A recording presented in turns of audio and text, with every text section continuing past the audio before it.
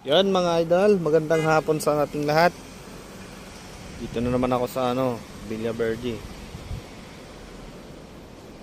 Kasi pumunta diyan yung anak ng amo ko andyan.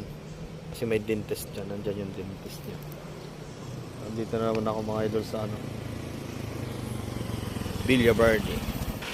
Nakikita niyo mga idol kung bakit ako nakaganon sa kahoy. Kasi natatakot akong matumba. Ayaw ko kasing masugatan at masaktan. Kalokohan talaga ni Budoy. Joke lang. Diyan sila mga idol sa loob. Naghihintay lang ako ng tawag kasi tusan tayo eh. Dito lang muna ako sa lilim ng kahoy, sa ilalim ng kahoy.